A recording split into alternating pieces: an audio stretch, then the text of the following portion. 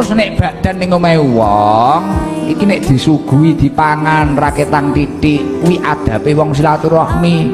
Aja krana gila ngono wis mboten jijik eman-eman nek gincune ilang raketang titik niku dipangan apa nek ning omahe kiai nek dicepaki unjukan entekno diniati ngalap barokah diniati ngentek ning ilmune kiai niku wau ngoten lho.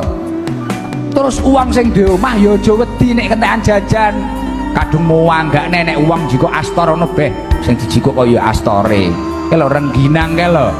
Nah kadung wonge jerene dimanggakne beh iki engko gek besanku teko kok sing dipangan malah astore engko karek besanku rene jajane sing ra enak-enak no iki engko sowan kok ya nggawa anak akeh coklate dintekne wis to sing ikhlas. Nek sampean sing duwe omah ki kok ikhlas insyaallah nek mek gur nggih tuku jajan neh ini gampang ngoten lho nggih.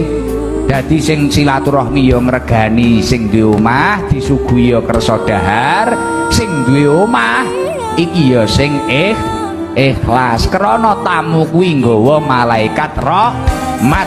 Omah nek kerep dileboni daya insyaallah malaikat kerep mlebu ning omahmu. Artine napa? Omah kuwi bakal ayem